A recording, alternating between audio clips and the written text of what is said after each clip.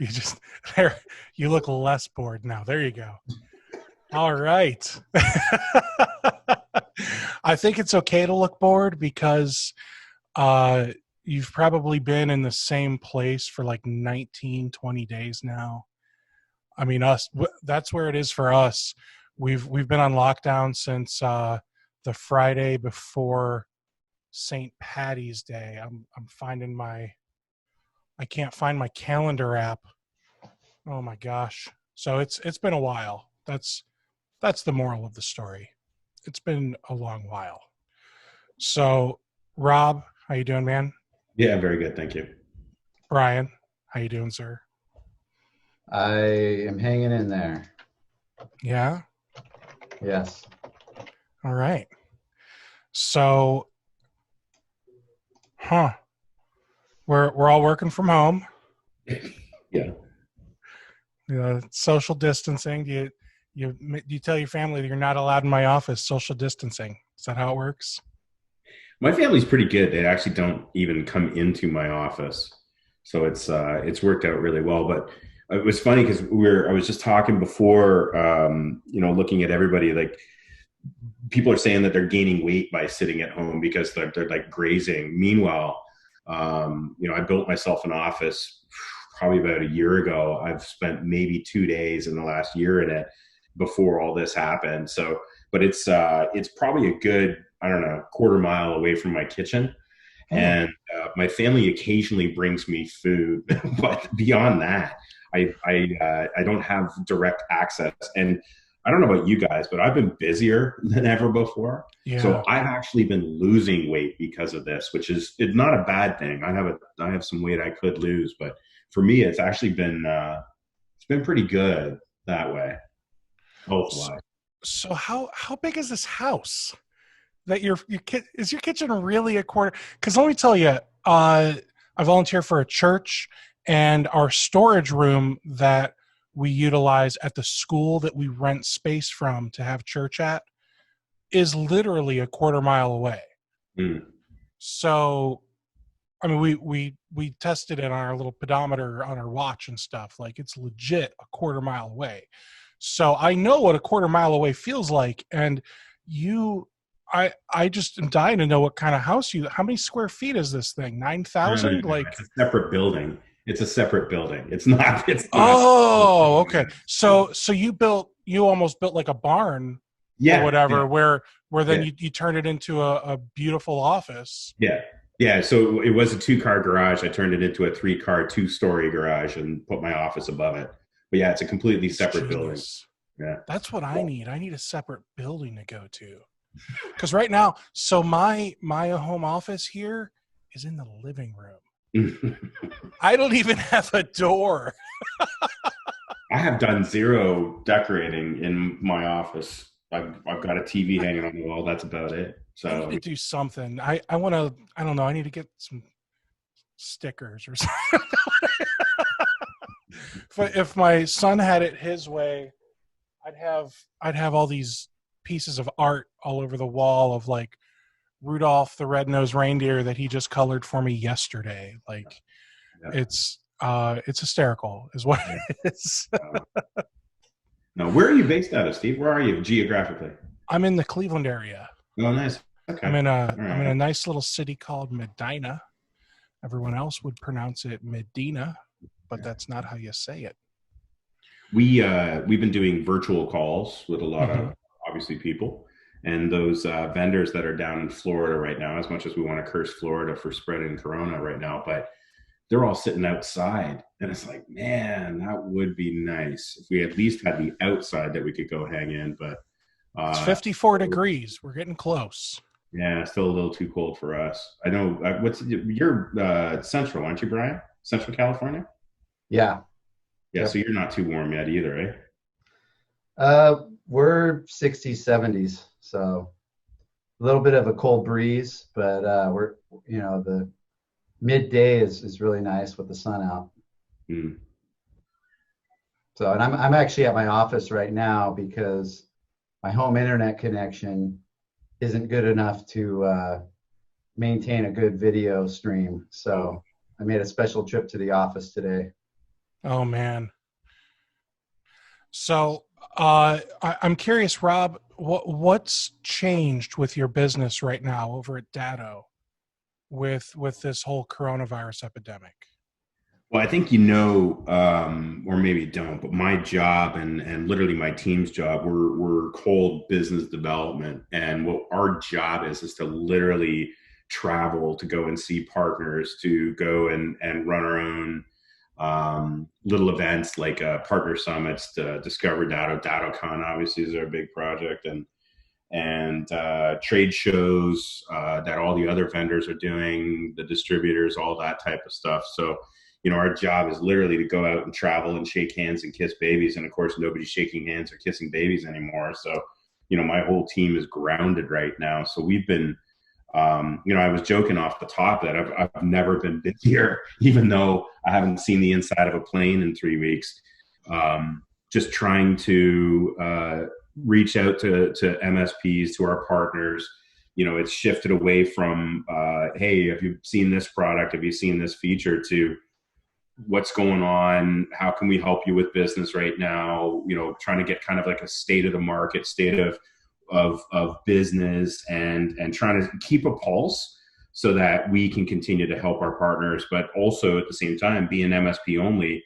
If the MSPs are out there, then not making any money, then we've got to kind of worry about our own business as well. So it's the whole combination of just staying in tune, staying in touch, seeing where all this goes, because I think there's a lot of unpredictability right now. So my days have been inundated with that. Getting our executive team out in front, having conversations with MSPs. We did a big webinar with our CEO, not to create some special deal or offer on product that you could use right now, but more just a state of the market. Have a really cool webinar coming up actually on Monday, where we are going to, we've actually, for our US MSPs, we've actually hired a firm that is specializing in these new, this new $2 trillion package that the government has come up with, right, for these small business loans and stuff like that. So we actually hired an agency to come in and explain and break it down and kind of simplify how the MSPs fit into this, and what options are available for those businesses and stuff. So just real out of the box thinking on what do people need right now. And when I say people, I mean MSPs. What do you guys need right now, rather than us just calling and doing business as usual? So that's kind of been inundating my day lately. That's amazing. So you're gonna teach MSPs how this whole CARES Act and the what, Brian, you said a different one, PPP earlier. Yeah. Paycheck protection plan is what we've enrolled in. Yeah. Okay. Yeah, so we're doing. We've hired an outside firm to come in, and they're going to talk about both. They're going to basically simplify the message. They've gone through it. They're actually experts at it. They do like a weekly webinar on it, but this one is specifically for us. And actually, we're putting a white labeled invite so that MSPs can actually extend it to their end users. So all I'm doing is just holding the Zoom call, introducing people, letting them go. No sales pitch, no data talk, no what is your backup company doing for you now. It literally is just in talking to our partners, like, what does an MSP need right now? Well, this 886-page document just came out and I don't quite understand it, and maybe you don't have an account that can explain it to you. This is kind of some of the stuff that we're doing in an effort to help. And let's be honest, I mean, it's such a new document. Can the accountant even explain it to you yet? Like, your local small mom pop accounting firm. Yeah, I would bet not. I don't know how you went around the or how you've applied for the payroll piece of it, Brian. But what I'm finding is, yeah, there's a lot to digest, and it takes a long time. Not only that, but even worse is that it's changing day by day. I don't know if you heard the rumor this morning, but for the SBAs, the small business loans, it's first come, first serve, and they expect that it's all going to be doled out by end of day tomorrow, and which is not true. But that's when people start to panic a little bit and then start worrying, am I behind? And then what happens if you fill the application in wrong and all those types of things. It's just there's so much complexity, and again, it changes every single day. So, Brian, do you have anything to add to any of that? Yeah. I mean, I've got my application in already, but I don't think the banks are allowed to submit them until Friday. Really? And I have a lucky situation where my business manager that handles a lot of aspects for our company is actually married to someone at our bank. So we're kind of on the inside, track there, and got early in on, at least in their list. I'm really looking forward to hopefully being able to take advantage of that, because that would relieve a lot of pressure. But it is moving so fast, and it's really all about reaching out to the professionals out there that really understand this the best, which is why I'm glad to hear Rob and Dado are helping the industry with that. Looking forward to seeing what Dado can help us with there. Now, what about your end users? Are you? It's not really part of our jobs or part of your job, but I'm a bunch of it actually started with, hey, MSPs, here's what I want to do, and the MSPs came back and said, yeah, that's great, but can we invite our end users? And I'm like, do you want to? And they're like similarly to us, we're trying to provide as much value to you guys as possible. You're trying to provide as much value to your end users, even if it's not IT related. I'm assuming that's of interest, or you're doing some of that?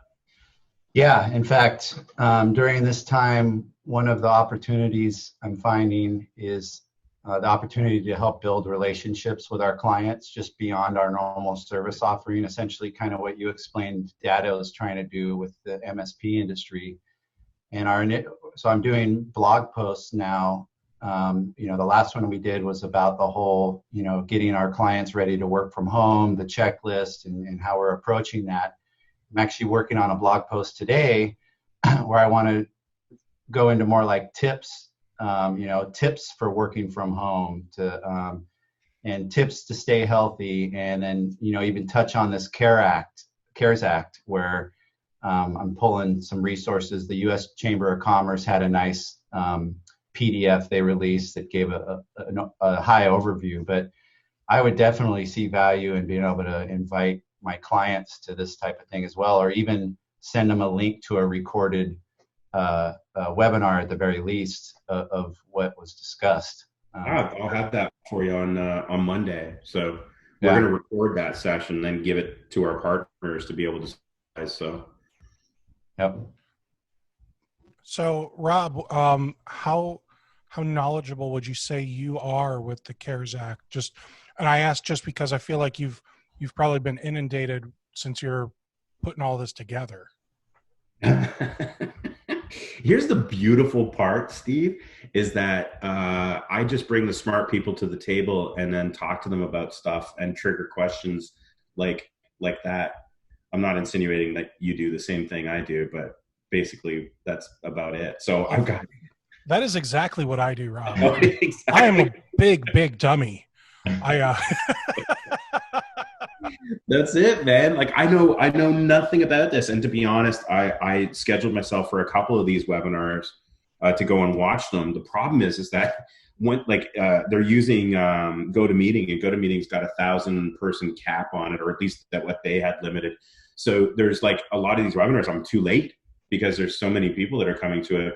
We for ours, we're using a Zoom account. I've got up to 3,000 for my Zoom account that we're going to be using for this, and we're actually started pricing out to see if maybe we should jump it to the next level, which, by the way, is 10,000, or at least that's what they're telling us. And then you start thinking, well, let's just get it recorded and send it out. But yeah. So I haven't had a chance really to dig in to it too much, but fortunately we found some guys. And see, this is the great part. I'm dumb as a post. And if I don't understand it, I'm not afraid to turn around and go, can you explain that a little bit better to me? Because, explain it to me like I'm a 5-year-old. So, I don't hesitate to have people kind of redo that. And that's kind of where I see my role is. If these guys start going down the accountant, it's too complicated and strange hole, I could at least pull it back a little bit and go, I'm sorry, 5 words or less, and use like not so big syllable words. So when is it that you're doing this? Monday at 2 p.m. Eastern Standard Time. You can get the details datto.com to get registered for it. Highly recommend you show up about 10 minutes early before they shut off registration. Again, I am not talking about Datto. I'm not going to give you any special offer or anything along those lines. I'm not going to be giving out free RMM or anything along those lines. It literally is bringing this accounting firm based out of New Jersey who we have done some work with. They actually do understand the MSP space quite well. Nice. And we're actually not just doing this for the US, we're actually doing this worldwide. So next week we'll have one for Canada, Australia, New Zealand, the UK, Ireland. We're starting to work on the Netherlands. So because each of the governments are coming out with some type of package. So we are finding experts within those regions. And actually, to be honest, the experts that we're finding, we're reaching out to our partners going, do you have anybody that would understand this? And our partners come back going, yeah, you need to talk to this guy. So, a lot of times they understand the MSP market. So with Datto, you guys just own so much now. And still not as much as that other company. What other company is that? ConnectWise.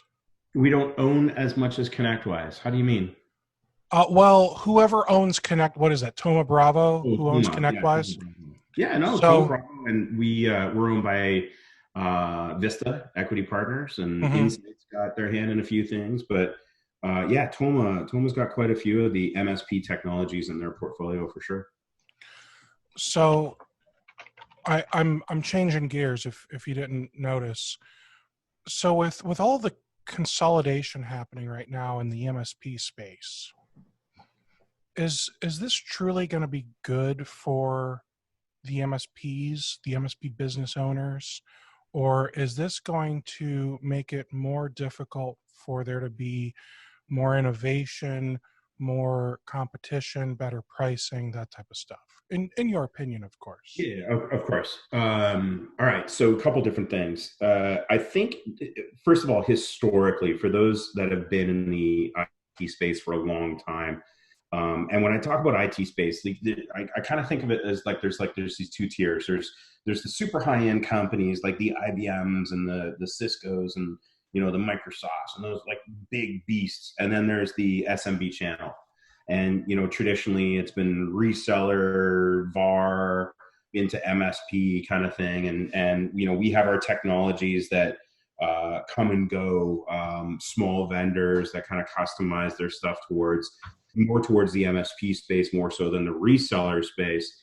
That's kind of, it's kind of like on this like SMB focused IT. And then there's this like mid to enterprise focused IT. In our space, in the SMB space, a lot of times what has happened traditionally is you've seen these large vendors come down and scoop up the really cool little vendor that we really like and the technology that we really like. And then they've dragged them up market and then they've priced them out and then they've started selling direct and all this type of stuff. Private equity is different. Private equity is not a large vendor coming in to scoop up good technology and take it up market. Private equity literally, and I think a lot of the investments that private equity are making today is not just the technologies that they're buying, but the go-to-market strategy. The go-to-market strategy, meaning the SMB channel is going to be outsourced and it is going to be a managed services play. And it's always going to be like that. And all the forecasting says that that's going to continue to grow and grow and grow, which means if you want access to the IT space for the 98% of the businesses worldwide that you'd classify as small, medium business, you need to have an MSP play. Therefore, these MSP technologies are not being scooped up to take up market. They're being scooped up to grow in the SMB space. And that's where I kind of envision the difference between what we're used to when we see a lot of acquisition versus what we're seeing today. I think that the amount of money that's being put into this space it's allowed us to innovate our products much faster than we did when we owned the company solely. I look at the progress that we've made on all of our technologies. I mean, everything has gotten significantly better and continues to have really extensive roadmaps. And I think that investment plus it's been over 2 years now that we've seen a lot of these private equity companies jumping in, and I think they've done well for the MSP space. But then this also allows, and because again, we see this little bit of churn where it allows smaller vendors to actually market for those that, maybe the price has gone up or you're becoming too large and perceived or actually inflexible or not as flexible as you used to be or were able to. So that allows these smaller vendors to come up, and those will be the ones that get absorbed in their 5 to 6 years. This is Groundhog Day. I mean, in essence, over and over and over. And I know Brian's got a lot of opinion on that. Yeah. So from an MSP's perspective, especially in the earlier days, we started in 2005 is when I started iTech Solutions. You definitely feel like a small fish in a big pond when you're dealing with these big vendors like Microsoft and Cisco, and you're trying to figure out the best way to deliver quality products to your clients that are also easy to manage. And when a lot of these products and services come from an enterprise space, they don't always have the small business in mind.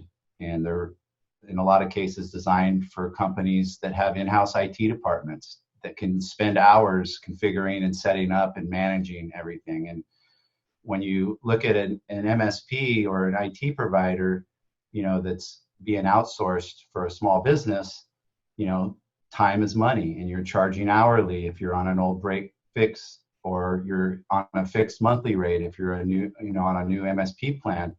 And it's all about efficiency and how you deliver your services and products.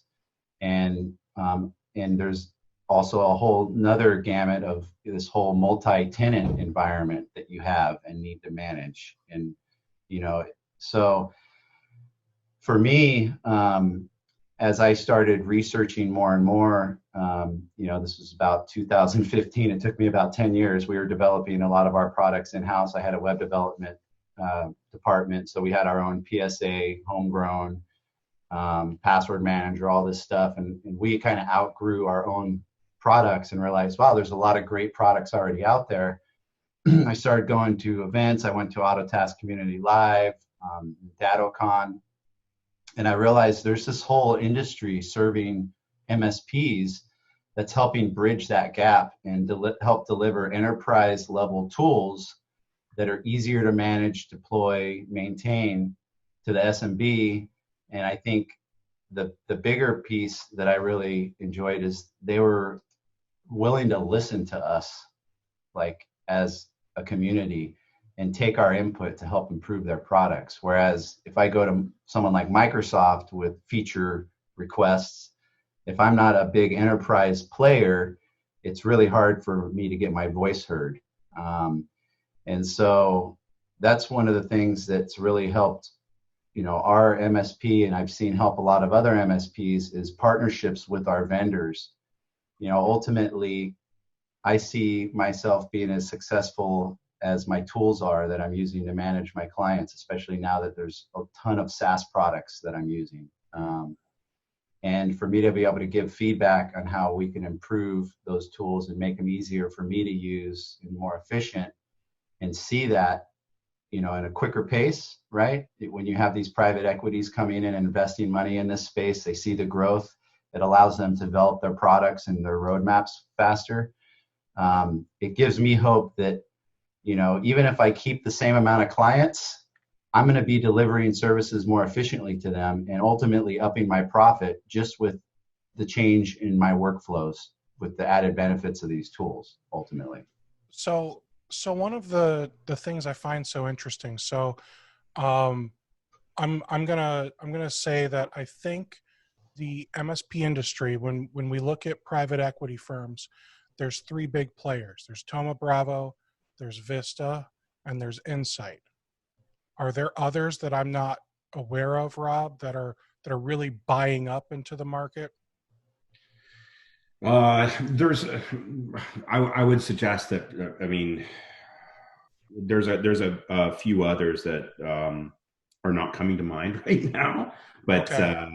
there are definitely, and you think about the different technologies that are out there serving the SMB space, and MSP specifically. I would suggest that most of them are probably owned by private equity. There's definitely a few that are still independent, but Sure. even prior to all this COVID stuff, like the market's hot, right? Real hot. So that's where a lot of private equity companies were trying to get in. So, like if I look at Insight Partners, their portfolio includes companies like, and here's where it gets confusing. So it looks like they have a piece of SolarWinds and so does Vista. Or maybe I just don't understand how this works. But I mean, Insight has, SolarWinds, they've got Acronis, Parallels, TeamViewer, and then they've got things like Newegg and uh, Automatic, the company that runs WordPress. Like they are literally all over the place. I think they might be the same one that owns or runs or whatever Kaseya. And then there's Vista, which is who owns Datto, and they also, I don't see, I thought I was going to see SolarWinds in here, but I think that's Thoma Bravo, and I misspoke. Yeah, Thoma Bravo has SolarWinds, but they also have ConnectWise and Continuum. So is that going to create, like, when we look at just Thoma Bravo, is that going to create some kind of like conflict of interest? Or because I know a lot of people are like up in arms right now, specifically about some of those companies, because they're all getting bought up, and it seems like things might get merged. People complain that some of the staffing is no longer around, and people complain that in their eyes the quality of service isn't as good as it used to be, or in their eyes things just aren't getting upgraded and invested into like you would expect private equity to do. Like, what's your response to people that say that, especially the social media warriors who Yeah. say it and never post anything to, I don't know, back it up? Yeah, I think there's a couple of things, and again, I can only speak to what my experience has been working with Datto. And when I joined Datto, we were, I don't know, 50 some odd employees. We're over 1,900 now, just over 1,900, and that's been growing like crazy since the acquisition. Which, this is not new. This has actually been going on for a couple of years now. So for I think a lot of what we're seeing is that these vendors, and ourselves included, we've grown significantly. And that's not just ourselves as far as the number of staff that we've got, but it also is the number of partners that we serve and the markets that we serve. Scalability is probably one of the more difficult things that we deal with as vendors, because all of a sudden our support team's doing really well in answering calls, and then all of a sudden we close a lot more business because there's a lot more MSPs, or because more MSPs have found you. So now all of a sudden we're getting more support calls, which means you have to hire more support staff. But then those support staff aren't as good as the core team that you got. Therefore, there's going to be bumps, these cyclical bumps every couple of months, and then you go through this massive growth phase. You then catch up as far as getting them implemented and set up, and everybody's happy, and support is answering the calls. But if anything falls off, God, it's got to be private equity's fault, and or they just don't care about us. And I think that's probably it's probably unfair, because in my mind, okay, and as an employee and an executive working at Datto, my life has not changed. My commitment and the organization's commitment, and even though our executive team has changed, this whole talk about MSPs and how much MSPs mean to us, and how much we really do love and care about this community has not changed. And it hasn't changed from when it was Austin and I and a couple of people sitting in the executive boardroom to now, where I'm sitting with real good, experienced executives that come from organizations outside the MSP space, like that message has still been fairly consistent in my mind. And I can't imagine it would be any different over at my competitors, because I talk to them, we talk to each other, and we all say the same thing, which is how much we actually do care about this community. And I think it's just, as you get bigger and bigger and bigger, I mean, I remember there was a day where I would have loved for somebody to say Datto on a Facebook forum. Loved it, because we were such a small company, and oh my God, somebody said Datto today. I remember when I brought my first ASCII award back to Datto in 2013, and Austin's like, wow, this is great. We have to have a party. We won an award. And then all of a sudden you're winning 100 awards, and all of a sudden you're getting mentioned 100 times a day on Facebook. It's not all going to be good all the time, and you kind of have to go through those things. What's funny for me is that when MSPs they'll jump on there and they'll be like, they don't care. But then all of a sudden their end user says something about them, and they're like, how could they possibly think that we're this bad of a company and that we don't care? And then it's like, it's all kind of like, it's all kind of cyclical. I'll call Brian out on this, and I'll get him to comment, and I'll call Brian out because Brian is actually a member of our partner advisory board, and we've known each other for a number of years. And he's participated in a lot of things that we do, but he's been pre-Vista Datto and post-Vista Datto, and I would love to see what his opinion is on the difference. Go for it, man. Yeah. So, I mean, mergers in general, I think it's the uncertainty that everyone's worried about, is like, what changes are going to happen and how are those going to affect me, and when you get comfortable with a relationship with a vendor, and then you hear about a merger or acquisition, you're worried about the aspects you like about that vendor changing, and it's interesting because I actually joined Autotask before Datto, and even was using open mesh products before Datto bought open mesh. So I was using all these vendors separately before they even merged together. But I would say what I noticed with the merger is that they had similar cultures. They had different products. Datto was more of a sell-through company. Autotask was more of a sell-to company. So that was merging that is always going to be a challenge, any growing pains with that. But I never once felt like they didn't care about me as an MSP and didn't care about my opinion. And I think that was probably the biggest thing, is like, it's hard, I've got an ego, everyone's got an ego, but you kind of have to get over your ego and just understand that it's all about communication, right?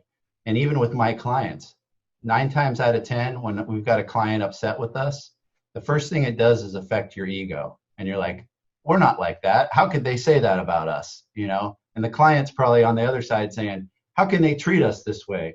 And it literally comes down to a communication issue that happened. And so the one thing that I try to do with all of my vendors that I spend a lot of money with or rely on heavily is keep open line of communications, and even go as far as trying to get on their partner advisory boards so that my voice can be louder, and it's time. It's an investment of time, really. And I find that typically when people are unhappy with any vendor, it's something that's small that happened that somehow, snowballed into something bigger, and they really never put the time into trying to solve it or fix it. It's just they got emotional about it, and let their emotions kind of take them away. And so I've stepped up for Datto many times online. I've been trolled for being a Datto fanboy. And you get trolled, Brian. Hard you get trolled.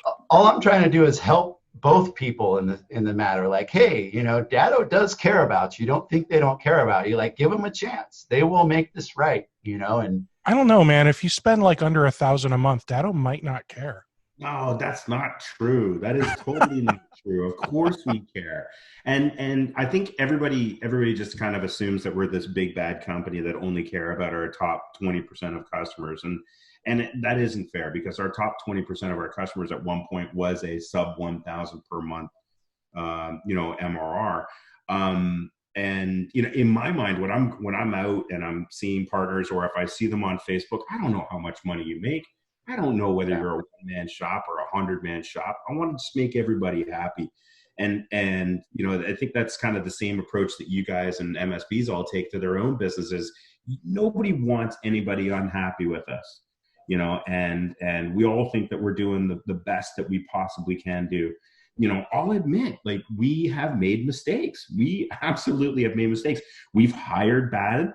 I've come across some really crappy things that some of our guys have said on the phone to an MSP once, or in an email. And guess what? They probably don't work with us anymore, because, we all hire crappy, and, it's something with just part of you have to deal with. And I think as we all scale and get bigger, it's just more of that nonsense. And I know, Brian, God bless you, man, for the abuse you take on behalf of my company sometimes. I appreciate what you're doing, but there's one guy out there that basically every post that mentions us says we suck, and I can't fight him on it, because somebody made a promise to him a couple of years ago, and that person didn't have the ability or the power to make that promise, and we couldn't follow through on that promise. And he's right. We do suck sometimes. And I think as long as we learn from that and make sure that we don't do those kinds of things again, I mean, that's what we can continue to learn. I appreciate you stepping up, Brian. I appreciate all our partners stepping up, but it's, I can understand why somebody thinks that our organization, and I know our competitors deal with it, sometimes we're just the big, bad, faceless organization that doesn't give a crap about anything but bottom line. And that's fair. Sometimes it's unfair other times. And, we genuinely are all in this together, kind of stuff. So I feel like the dust has settled. It's long settled since the acquisition.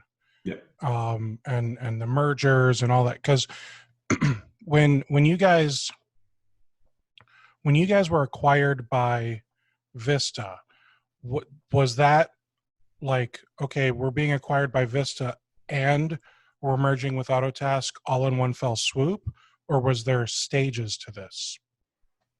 It was all done at the same time. And just because some people don't necessarily understand M&A, how long were you aware that this was taking place before Datto announced anything? Oh man. So I I probably found out I probably found out the same time that the rest of the market did. Really? Including our partners. It's something, you hear rumors all the time about different, backroom deals, things that are happening that never come to fruition. Look at the Xerox HP stuff that's been going back and forth for the last little while now, and apparently that's all off now. And I'm sure both organizations wish that neither ever got mentioned in the first place. So, I probably found out the same time as everybody else, and it was fine. So what was it like when you found out that Autotask and Datto were merging? Datto is going to be the brand. The Autotask brand is basically kind of disappearing, other than it's the name of the PSA still. Yeah. And some Autotask people are leaving, and some Datto people are filling those roles. What was that like for you? Because, I mean, you kind of, as Datto kind of grew up in the industry, I'm sure you befriended a lot of those people. Absolutely. At Autotask, because you had to work closely with them with integrations and everything else. Yeah. Yeah. Well, okay. So to be fair, there weren't any like mass layoffs or anything along those lines. Vista was, or Autotask was a Vista company. So they had been working together for quite a few years before we kind of came in, and they put these two products together, similar to what you're seeing in other places right now. So the people at Autotask were well-known entities within their portfolio, and some wonderful people. But of course, like, I think the most difficult part for any of us is if you've ever tried to acquire or merge your business, whether you're a small MSP or whether you're a large IT vendor. These things are not easy, and we did a number of acquisitions prior to this merger, and we made mistakes. Of course, we made mistakes, and you learn each time that you do it on how to get better and better and better at it. There was, in my mind, and completely my opinion, there was a mad amount of respect between our two organizations, amongst the vendor community as a whole that serves the MSP space. There is a very high level of respect for what we all do, including amongst competitors. And I think that when Datto, which was a fairly well-known entity on, as Brian mentioned, the sell-through products, whereas Autotask was a very well-known entity on the sell-to products, we both looked at this as an opportunity. We serve the same market, but we both looked at it as an opportunity to really take advantage of two great technologies coming together and making it even better, serving the same market, focused on the same market, and leveraging the best of the best from both organizations. We've obviously had a ton of change over the last couple of years since that, and some very well-known entities have come and gone from the organizations. But overall, from a strength perspective, we have more partners than ever before. We're continuing to grow and invest in the product. The RMM, the PSA are getting so much better because there's more engineers, there's more money being spent, there's more engineering talent and time being poured into it. Who wouldn't want that? If you're a senior engineer at Autotask and now all of a sudden you've got even more money and people to do things with, like, who doesn't want that for their product or for their baby? So, this was a good move for both organizations. As far as the Autotask brand, we looked at it and like all organizations do, you look at the strength of your brand versus their brand in this market and that market and in this subset and that subset. And both brands were equally strong, very strong. Autotask had been around for quite a few additional years. So we maintain that brand, and we still maintain that brand. The PSA product is still called Autotask, and we have a couple other products that still are branded with the Autotask name attached to it. But which ones? Really just didn't want to confuse the market. Well, okay. So I'm sorry. So you mean like the Datto RMM, which had the Autotask name, and then they had Autotask Workplace, I think it was called. Yep. And that's then Autotask Workplace, and the PSA is called Autotask. So you guys didn't rebrand Autotask Workplace as like Datto Workplace? No, it's still Autotask Workplace. At least that's what I still call it. Maybe it's changed. It is Datto Workplace. Okay. That's all right. It's hard to keep up. And the only reason I know that is I just went through and named all of my billing items to make sure they reflected the new name. So Brian, what about you? What were your thoughts when it was announced that Datto and Autotask are merging, and it seems as though Datto is kind of taking over all of the Autotask products? Because you were a Datto and Autotask partner at that time. You still are. What was it like for you, the customer, seeing all this go down? So I already had good relationships with both vendors, and so I didn't have really a worry that things were going to go negatively or turn out negatively. My biggest concern was like, hey, what are you doing with the partner advisory boards? And I want to make sure I'm still on them. And ultimately, for me as an MSP, one of the struggles I have is just all the different vendors I work with. So having vendors come together that are like-minded only makes things easier for me. I don't have to spread my voice out as much. I can talk to a single vendor that I'm using literally all their products, and be able to voice my opinion and not have to be on so many different partner advisory boards. I think the thing that I've seen Datto and Autotask do that I really like is they're not just, they didn't just, it wasn't a private equity that just bought the brands and just let them run separately. They really came together and merged the culture together, and products even. We just got done talking about products that got renamed. And in my opinion, their roadmap when it comes to the private equity backing and kind of future growth isn't about just buying up all these companies and trying to find something in a new space that they don't own yet. It's really about taking their core products that they have now and investing money in improving those and advancing the roadmaps faster.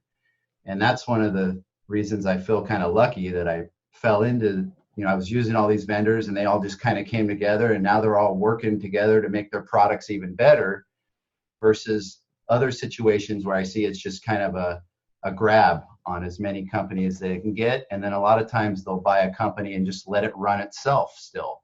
It's just under that name now. One of the concerns I have with, if we want to get into, there's always pros and cons, right? One of the concerns I have when you look at all of these buy-ups, mergers, and acquisitions is my product's not talking or playing together nicely anymore, because you have two competitors that own the products, right? And are they going to work together?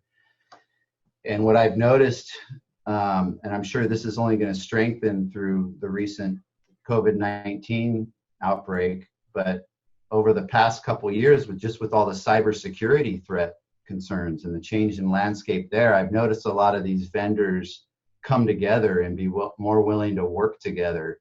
And I see APIs being further advanced and opened up so that we can get our products to talk to each other better, even though they're direct competitors. So I think what it comes down to is that no matter what type of vendor that's in this space, they rely on MSPs like us to be successful. And if MSPs like us can make sure we're voicing our opinion, constructive criticism on what we need, ultimately they're going to follow and listen because they want to be successful. They're not buying up companies left and right to make our lives harder. They're seeing it as an investment opportunity, and they want that investment to grow. And ultimately, our input is going to help them make that investment grow, right? If we're happy, we're going to want to continue using their products and recommending them.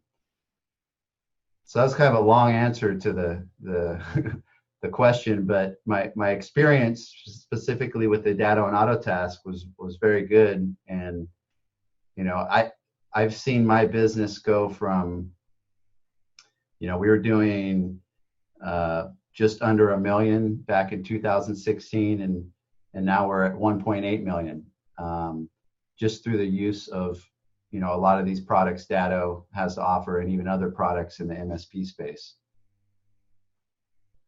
I think that's awesome. I love hearing that, Brian. I'm glad we could be a part of that. I think the going back to the integration part of it and this whole open ecosystem thing, that's probably, Steve, one of the biggest things that I remember sitting there with Austin McCord, and we now have Autotask, and we have a phenomenal relationship with ConnectWise. As a matter of fact, at the time, most of our partner base, not most, but I would say that if you took a look at our partner base, there were more ConnectWise users than were Autotask users.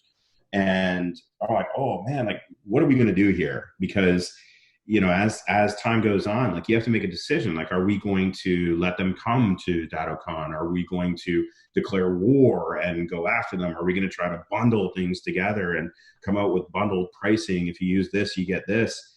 And it was split second decision was no.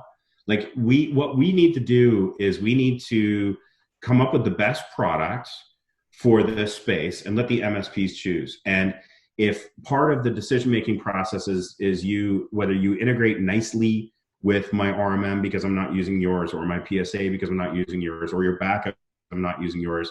If part of the decision is how nice you play with the companies that I do like working with, then we need to be honest about that. And we need to be able to continue to work together on that.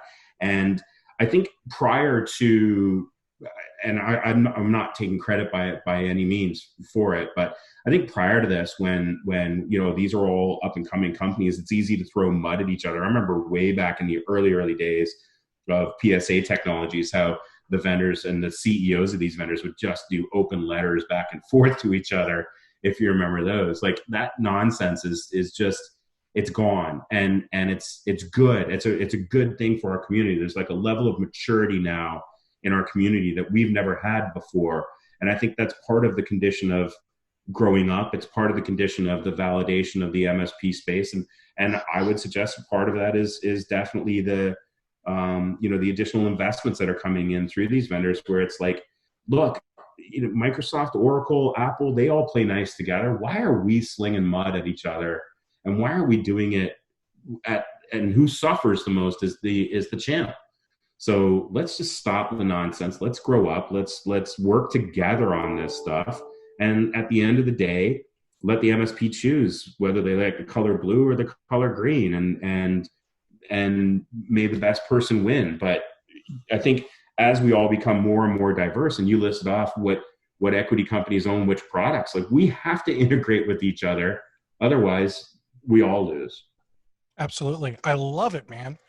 I love that you guys have, the right point of view for this, and that if you decide to, and it's refreshing, because if you decide to declare war, we lose and you ultimately lose. Yeah. So that's perfect. Yeah, and I think all of us are feeling the same way. And I'll be honest. I talk to my counterparts at my competitors. We all have mutual respect for each other. We all talk on a fairly regular basis, just making sure that we're all continuing to do the right thing. We go to IT Nation, they come to DataCon. We all go to Connect IT. Like it is. I think it's been great. It's definitely not easy, but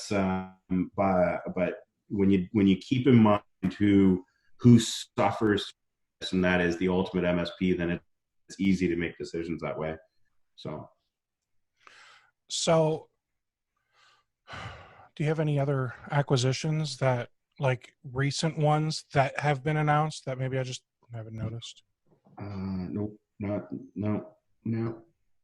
I've been begging them to do acquisitions, which is when they told me the fact that they're trying to focus on their core products. And I was like, all right, well, that makes sense. I can't complain about that, because I was getting kind of jealous. I was like, hey, Dado, why aren't you acquiring some of these other tools I use, and so, it comes down to, ultimately, no matter what you're doing in the space, are you looking out for the MSP, and if not, your MSPs are eventually going to voice that somewhere, if not, directly with you. So I think there's a few things. I mean, there's buying for the sake of buying, but does it fit into our stack? Does it make sense for the MSP? Is there a better upside? Like I look at the OpenMesh acquisition as an example. OpenMesh was doing predominantly direct to end user sales via Amazon. We like the business model. We like the technology. We wanted to bring it to the MSP space because there was no vendor in that space, which is networking gear that was focused on MSPs and MSP needs, 24/7 direct to tech support, recurring revenue streams. And we took a good technology and brought it into the MSP space, made it MSP only, stopped selling direct to end users.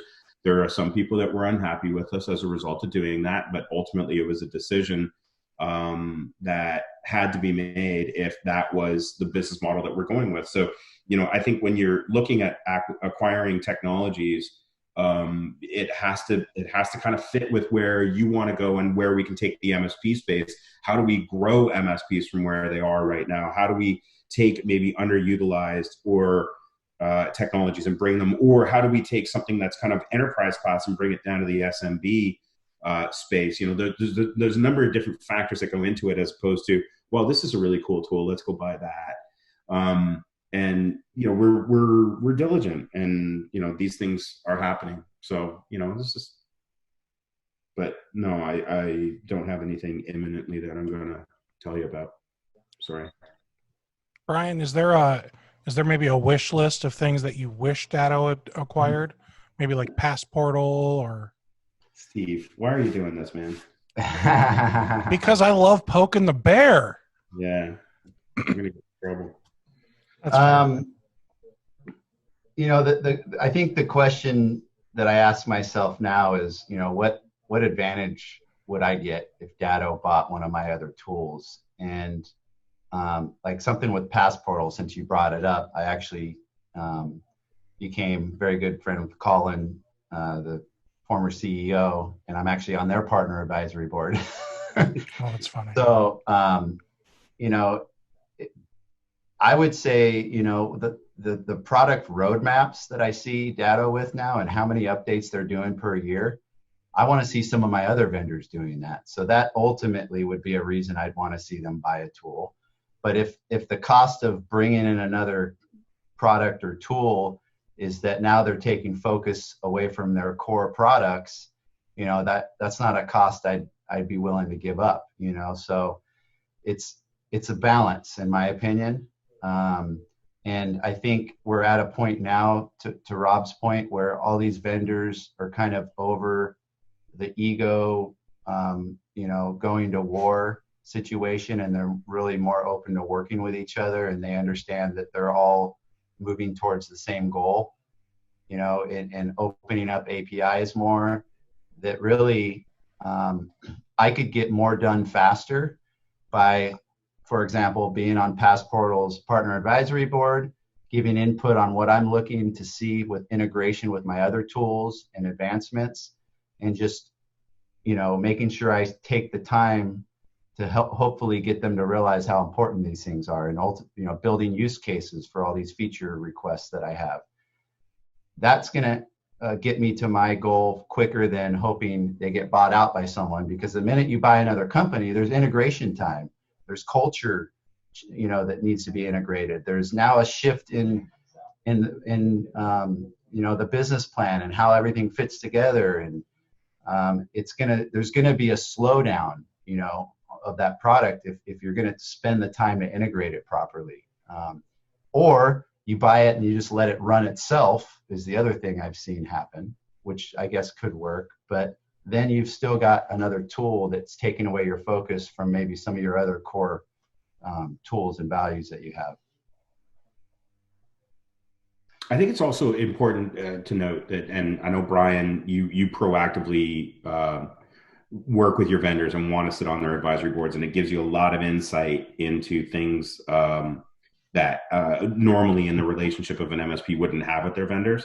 And I've learned a lot from you and the rest of our advisory board members as a result. But I think it's important to note that you don't have to be on the advisory board in order to get what you want from these vendors. And you know, I can speak for Datto, but I know my competitors all feel the same way, that if you just share with us kind of what you want, a lot of times we can get these things done. It's not, and a lot of it is feature requests, and there's a lot of factors that go into why something is chosen or not chosen, why something is developed or not developed, that go well beyond the scope of my ability to articulate it.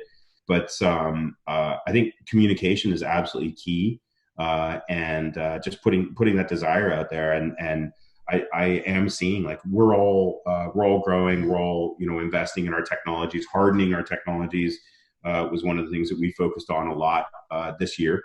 And just keep feedback. Like, we call you guys partners for a reason. Like, it is in our minds, you guys are partners with us. You're not customers, you know, you're not clients. We literally think it's a partnership. You know, share with us what it is that you want, and as partners, we'll do our best to get those things done. So, excuse me. I'm going to change gears again.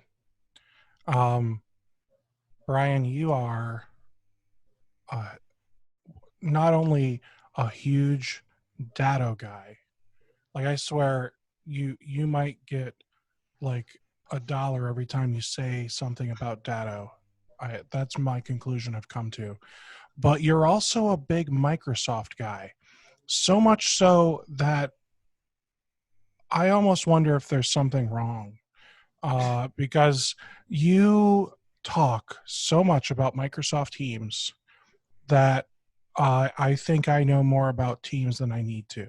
Let's clarify this before you jump into the Microsoft thing. Have I ever paid you a dime, Brian, for anything that you have said about data? No. But what kind of perks does he get, Rob? It's not about the money. There's no different perks than whenever I see you. It's like if I see you at a bar, I'll buy you a drink. That's to the extent of the perks that I think Brian's getting.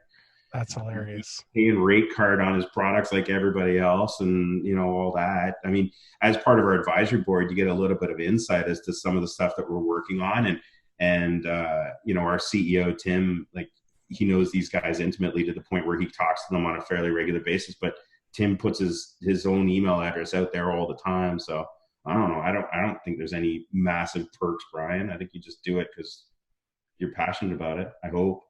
My perk is using the products and services, ultimately, being a part of the roadmap. So, all right. So with Microsoft Teams, Brian, I'm going to jump back into Teams. I know you're diving in, man. You're diving in like head first, and I sometimes am nervous that it's the shallow end. but like you're doing Teams calling even for phones. So you're using Teams. What do you call it? Teams Voice, Teams Phones, Teams Calling? Yeah, Teams with Voice is what I typically call it, yeah. So you're doing Teams with Voice internally, right? Yes.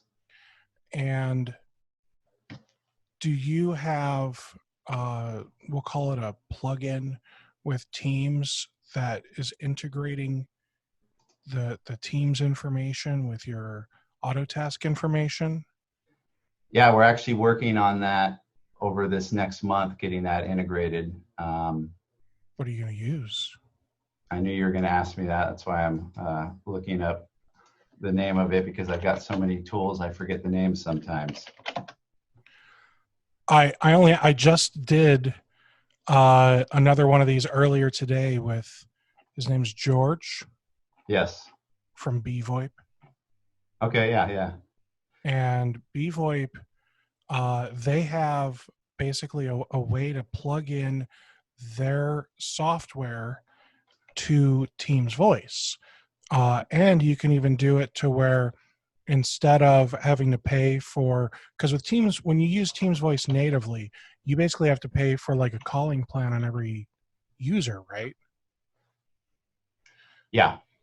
So the way that you could do it instead is put the, I don't know, just the phone SKU that might be like, I don't know, $8, we'll call it, on all the users, and then use BVoIP, which is 3CX, along with some other thing. I forget what he called it already, but he's got this platform that lets you integrate your Autotask or ConnectWise, but we'll talk about Autotask because that's all we care about here right now. So you can integrate your Autotask with your phone system, even if you're on Teams. And it might help you save some money, but more importantly, it's going to put like a little screen pop in the corner of your window anytime someone calls and it's ringing your desk phone. Now you've got a little thing pop up in the corner, and it'll tell you exactly who's calling because it's integrating with Autotask. And then the other cool thing is you can associate calls to tickets, and then it'll like attach the call recordings to those tickets. Yeah. So that way, whenever you have like one tech transfer a ticket to someone else because they're lost, now that that new tech could literally just go in and listen to the calls and know exactly what's going on. Yeah. We actually had that integration when we were on 3CX before we moved to Teams. And that's new information. I'll have to call them back up and talk about getting that reintegrated now. The one I was talking about is actually Teams chat with AutoTask, and it's from a company called Crofty over in Australia. And what's really cool is we can literally add notes to tickets and see notes from clients in Teams. So you don't even have to get into the AutoTask interface to be able to update tickets. Nice. So Teams, why am I so big on Teams, right? I mean, ultimately, it's a unified messaging. It's everything in one place. It's mobile friendly. Mm-hmm. So I see it really, and even Microsoft is pushing you away from Outlook and more into Teams for a lot of your day-to-day tasks. So anything that Microsoft is pushing people to do, you're kind of working against the grain if you don't at least try to follow it or try it out. And in the past, it's been a little bit of a rough patch. Anytime Microsoft comes out with a new version of Office, it's just this completely redone, ribbon set at the top, and all my end users are freaking out because they can't find anything, right? But since the Office 365 platform started, and now that you've got regular updates, kind of back to the roadmap that Datto has, where there's multiple updates coming out a year because they've got a cloud product with that's easy to do that with. The same with Microsoft now. You're not dealing with perpetual licensing like you used to. Yeah, that's true. So you get more updates more often, and with Teams, I've actually really enjoyed getting to know it and use it, and it's fairly intuitive, and to the point where we're going to be standardizing all of our clients on the Microsoft stack ultimately with Azure AD and Intune, as we get their servers out to the cloud, or at least Active Directory out to the cloud, I should say, with Azure AD. And I'm on the partner advisory board with Datto, and I'm pushing big, like, hey, let's improve the PSA integration and the RMM integration, and get that up to par with adding some extra features that would make my life a lot easier. Just because anytime you can get products talking to each other, it's just less room for human error, and you can really start automating your workflows better. So, and they're definitely aware of that. And I would say a large part of the MSP industry is embracing the Microsoft stack. You're absolutely right. And I'm not only because you keep telling me I should. I've got the same thing my kids do. It's called oppositional defiancy disorder, ODD. And so I've been on Google Voice for Business for a while now, and I'm actually switching, and you're going to laugh, and that's okay. I'm switching my phones from Google Voice over to Zoom Phone because I want to try it. I want to see what it's like. From what I'm seeing so far, and I'm waiting on the numbers to port, but from what I'm seeing so far in here, it's actually really like exactly what I want. I don't care about all those fancy features that you get with, the traditional enterprise phone system. I don't need all that. I'm a guy, I don't. So I'm all about the dumb little features that are great for to the sole proprietors, to the solopreneur, I am genuinely curious. Rob, what do you guys use for phones? Phones? I have no idea. I'm sorry. I don't know. I wasn't sure if like you knew or not. That's okay.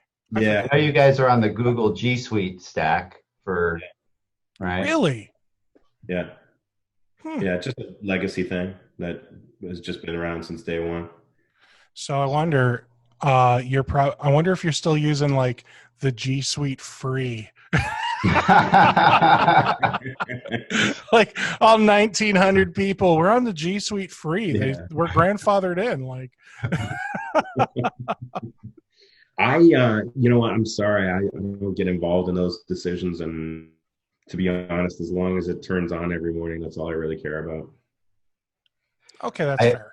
This is just a guess from remembering the office. You guys on Cisco phones for VoIP? No, I don't. Does that ring a bell? No, not Cisco. Okay. I don't know. I can find out, but we're getting too techie for Rob. Yeah. You just went a little bit over. It's okay. So let's bring it back down. Rob, are you still doing what? Not right now, because obviously things are happening to prevent us from going out and doing things like getting rid of kids. So are you still going out and setting servers on fire and things like that, trying to wow people? Yeah. Everything is virtual now, but yeah, just still spreading out the good word. We've been growing a lot. Like a lot of my focus actually for 2020 was in a lot of the European markets that were heavily underserved by business continuity. If you look at the MSP model, like the whole recurring revenue, you have your own stack, you go into your end user, and that's the stack that you've got.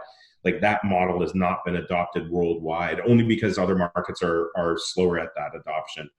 I would say the US is pretty good and got a good handle on it. And actually, I think if there's any good news stories around this whole COVID pandemic is, I think recurring revenue is one of the things that's going to save us. And when I say us, I mean the MSP community, is the fact that we've got partners under contract, or your end users under contract, that the per month fee for the services that they're paying, that they're actually seeing massive value in IT and what IT do, especially through something like this versus I look at, say, the 2008 recession that kind of came on in the States practically overnight, and a lot of businesses were annihilated, projects were canceled, bills weren't paid, that kind of thing. So there's a lot of markets that didn't have to deal with that, and therefore didn't escalate the recurring revenue managed services model. So we're seeing a lot of growth in Asia. I was spending some time out there in Southeast Asia, where they're slowly adopting the MSP model. Australia's dialed in, Canada's dialed in, Europe is starting to grow, Germany is starting to grow significantly on the MSP stuff. So we spend a lot of time spreading the good word. And of course, the cornerstone, in my opinion, of any good managed service offering is, of course, data protection. So that was the message that we were getting out there. But it was a lot of education around MSP. Some of the stuff that we were teaching Americans 10 years ago, we were talking to Germans and Taiwanese about today. So it was really cool. It was very cool. Now we're trying to do that all remotely. We're not lighting fires in our own home virtually to show people how it works. At least trying. But to be honest, we've reeled back a lot on our aggressive sales tactics in an effort just to let people breathe and catch their breath during this time. And instead, I mentioned off the top, is just calling our partners and seeing what they need from us at this particular moment in time. And then we'll start worrying about sales again and helping our partners recover their businesses, get through these difficult times, that kind of stuff. But we've seen a lot of silver linings coming out of this pandemic right now, more than I think than we expected. So with you working on other markets, what is that like? Going to Asia and talking to these guys about Datto and about being an MSP, because I suspect there's kind of a language barrier. No, actually, to a certain extent, some markets, sure. So we are focusing our energies around Southeast Asia. We opened an office in Singapore a couple of years ago, and we're building it out. Singapore, they speak English. Business is done in English. Southeast Asia, Philippines, Malaysia, Indonesia, all IT business is done in English. Taiwan. So I don't have any problems at all in those countries. the low-hanging fruit for us, of course, is those countries that speak English. So you go into, say, the Netherlands, for example, where they speak Dutch, but English is very, very well known amongst the population, especially when it comes to IT. And then as we go into these markets, then you open up a Dutch office. And I think we have probably 60, 70 staff in the Netherlands now that are servicing that market on a day-to-day basis. But you could easily do business in English. Tech support is done in English. Billing is done in English. When you start getting into, then you start getting into places like Germany, and that's when you do need to have German translation. They do speak English, but business is preferred to be done in German. So this is where it tends to get a little bit more complicated. But it definitely creates, it's interesting. It creates more fun in the job when you're trying to learn about how different IT people do different things. For me, one of the greatest things is when I bring them all to DataCon and you start seeing like a German and a Dutch and an American and a Canadian and an Aussie all sit in the same room. And believe it or not, the same things are keeping them up at night, even though they're all from completely different opposite sides of the world and dealing with different market conditions and different ways in which end users buy and those kinds of things. But at the end of the day, I think IT has got this like common translation, like we all understand it kind of thing. So, if you think about it, I mean, when you look at the globe, yeah, we're all far away from each other, but think about what the internet does for us. I mean, we got three guys sitting in this room who we could not reach each other if we started driving right now within, 24 by hours. the end of the day, at least. I mean, you're in Connecticut, Rob? Yeah. All I know is that's up by Maine-ish. I'm 40 minutes out of New York City. I'm closer to New York City than I am Maine. What are you talking about? I thought it was the one by Vermont and Rhode Island, and I thought it was up there. It's part of New England, but yeah, no, I'm 40 minutes out of New York City. Yeah, I knew that. I was just making sure you knew. Yeah, it's funny. Frank Ballatore is an old friend of mine. He actually is the one, when I moved to Connecticut, I live in the same town as him, even though we never see each other. It's a small town. But he's an MSP at Danbury, Connecticut. And I always used to introduce him as the guy from Boston. And one day he says to me, I'm closer to New York than I am to Boston. I'm like, nobody cares where Connecticut is. Lo and behold, now this is where I live and I get the same thing. Aren't you up by Maine? No. So I'm not the only one? No. That is fun. So I opened up Google Maps right now just because I felt bad about your geography knowledge. I thought I was smarter than this. And what's even funnier is I said, yeah, it's up there by Vermont and Rhode Island. Like those two aren't even next to each other. No. Like, I don't know what it is. I could probably tell you where most of the other states are. But once we get up into New England, I just lose track. Yeah, totally fair. I don't understand it. Like, and so my wife and I, we went on a cruise. We went from New York to Boston to Portland, Maine, up into, I think it was St. John with the reversing falls, but I don't remember. Yeah, that would be New Brunswick, yeah. And then somewhere in Nova Scotia. Probably Halifax. Yeah, that one. Yeah. It was, I'm going to say it was here-ish. It's on the East Coast there. You haven't quite got there yet. I'm here-ish. Yeah. I don't know if you see the mouse moving around. It's just here. Yeah. So that's now Rob, you're from Canada, right? Yeah, Toronto, born and raised. So Toronto, that's the one over by Niagara Falls. Correct. About an hour and a half north of Niagara Falls. For Americans, I usually say go to Buffalo and drive an hour north. You're about in Toronto. And now you live in Connecticut. Yep. Got my green cards. Very happy to be down here paying American taxes. I keep telling people I'm living the Canadian dream. I'm getting paid in US dollars. Now the big question is, could you get paid in US dollars and go live in Canada? Yeah, that would be interesting, but no, they tend to frown on that. So Now, when you say they, do you mean the people you work for or the governments? No, it would be the governments. No, I'm not. I'm not asking you to like dodge taxes. I mean, I am asking you to properly claim everything. I just know that, you know, the American dollar, if I recall, that goes kind of a long way in Canada, right? It does. You're absolutely right. I think we're at 60 cents to the dollar right now, which is Wow. great. Cost of living in Canada is higher, and it is. I mean, there's a lot more social programs, so taxes are higher and everything like that. Trust me, I went through immigration. I did it completely the right way through 2 administrations now, and it's been painful to say the least, but it's not easy. But it's all about are you taking a job away from somebody that is somebody in this country that could do, a citizen of this country could do, and it's all about preservation of what's in, you know, the country that you live in, whether you're in Canada or the United States. So Are you taking a job away? officially, yes, I guess. No, wait a minute. Unofficially, no. I've got a unique skill set that is wanted and craved by the American population. I like it. Setting servers on fire is a unique skill set, guys.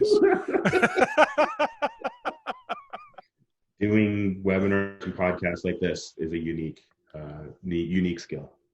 So, and I'm not trying to get into politics, but I gotta say a joke. When you came down here, and then you know, we had the administration change, and then you hear all these Americans are like, I'm moving to Canada. For you, it would have been really easy to just go back. Mm-hmm. So how easy is it for an American to go live and work in Canada? No, apparently my understanding is that it is significantly harder to actually make the other way, to go the other way. And I think it's dude, you asked real open-ended loaded question here. I know. And again, it's opinion. It is. Yeah. And I'm very respectful that I love this country. I love Canada too. Don't get me wrong. The United States is a phenomenal country full of phenomenal people. It's been a dream of mine to work and live and be part of the U.S. regardless. Has it really? Oh, yeah, absolutely. Ever since I was a child, it's just always been. It's a great country. It is a great country, and I'll defend it all day long because the opportunities that you get down here, and it's based on size, purely on size. Canada is the same population as California. It's a tenth of the size of the United States. So, you know, your opportunities are somewhat limited. I absolutely love my home country, but I absolutely love being down here and working with Americans. Americans are my favorite people. They are, you know, phenomenal.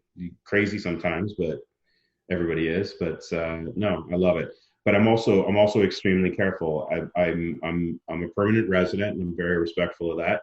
I am not a citizen, so I don't have the right to vote. And if I don't have the right to vote, I don't have the right to express my opinion on who you choose and why you choose them.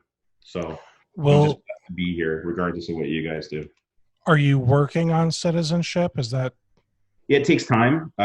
Sure. So once you get your permanent immigration, which is your green card, it takes another 5 years before you can apply for citizenship. So.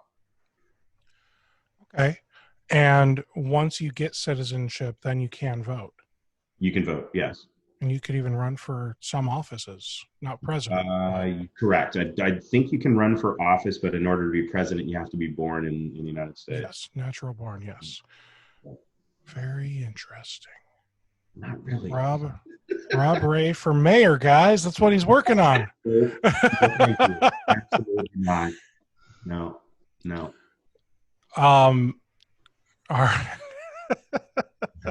I'm just picturing the political signs now in my head, and you know, very, I don't know, red, white, and blue, obviously.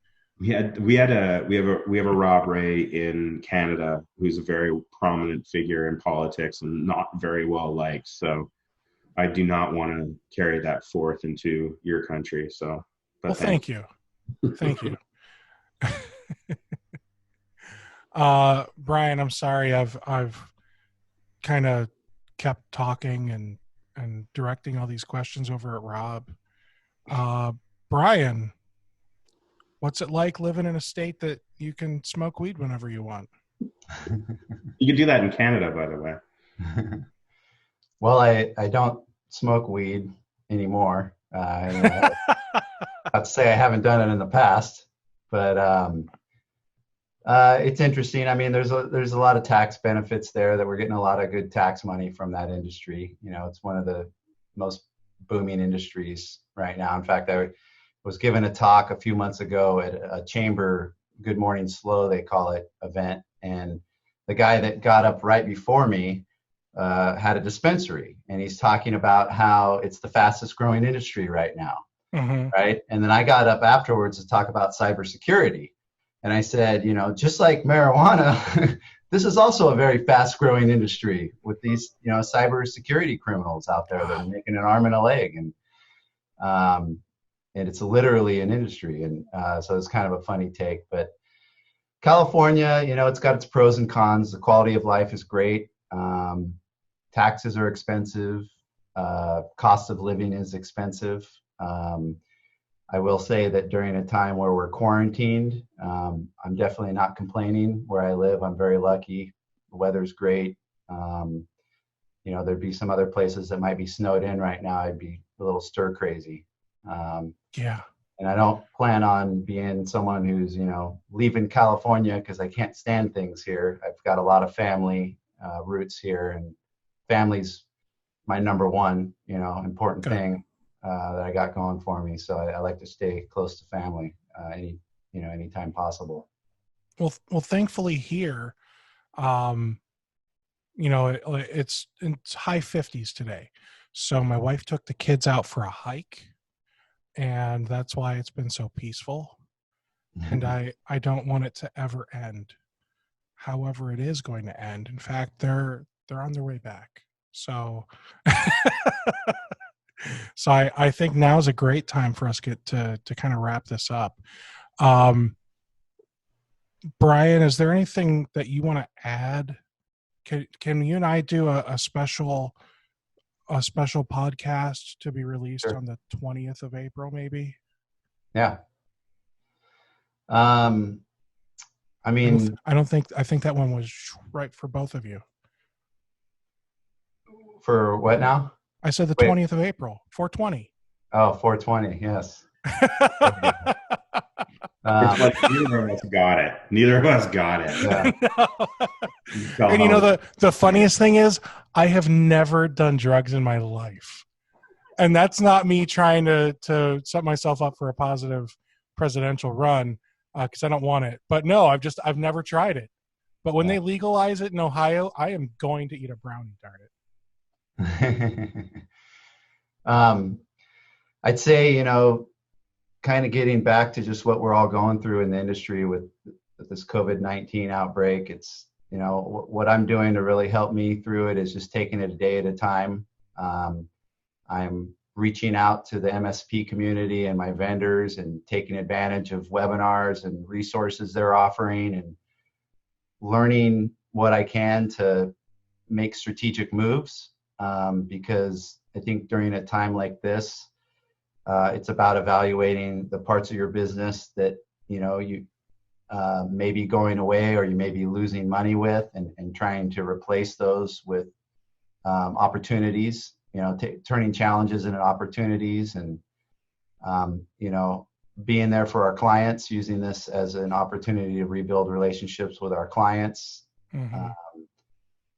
And yeah, just try not to get wrapped up in the fear, you know, turn off the news and understand we're all here for each other. We're all in this together, right? And we're going to get through this for sure. The news, I think, is what's going to be the death of us, not the coronavirus. What about you, Rob? You got anything you want to add? I think it's going to be the news and social media that are going to be the death of us, because there's so much out there right now. I can't digest it fast enough. And yeah, No, man, I'm looking forward to getting back out on the road, and it's been hard for me personally because I'm used to the face-to-face contact, and as human beings, we're pack animals. We like running with our groups, and right now we don't have the ability to do that. So I'm looking forward to getting out there, and once we get through all the awkwardness of being in the same room and get a couple drinks and us shaking hands and kissing babies again. So we'll hopefully resume back to normal at some point in time. But no, I'm excited about, I've been able to pursue a bunch of different projects that I've wanted to do for a while, and explore some ideas around helping MSPs that again have kind of been on the back burner, that now I've got the time and the capacity to actually run with. So super excited about that. And don't miss the webinar, the webinar we're doing on Monday to talk about the small business loans and the payroll assistance that's going on, that each of the governments worldwide are dealing with right now, not just the American one. And I do want to throw this up. So if you go to Datto's website, right up here on the top, Datto's commitment to MSPs during this pandemic, you just scroll down a little bit right here. Here's where you can register for this event. All right, guys. So for you to be able to register, and even if you run out of space, you'll record this and send out a link to everyone that registered, right? Correct. Yeah, we are recording it, and we will send it out to MSPs that want it, and we'll make it on demand on our website as well. Can I make a special request for a question? Yeah, absolutely. I'm curious to know what this can do, because I've had a few people say to me, this doesn't do me any good. I have shitty credit. So is there anything that those guys can do? Because it sounds like, if anything, you're getting a free 10 grand from the government. So the question is, what options are available if you don't have good credit? Yeah. I would love to be able to help some of my members out who have said something like that to me. If it doesn't come up during the normal course of conversation, I will be sure to bring it up for you, sir. Thanks, Rob. My pleasure. All right. Well, hey, thanks so much for doing this, guys. I really appreciate it. I know that you're probably getting stir crazy just being stuck at home, but at least we can do, Zoom or whatever kind of video conference to at least be able to interface with other people. Teams. Yeah, or Slack or FaceTime, or literally anything other than Teams. All right. Thanks so much, guys. Thank you very much. Appreciate it. Good to see you again.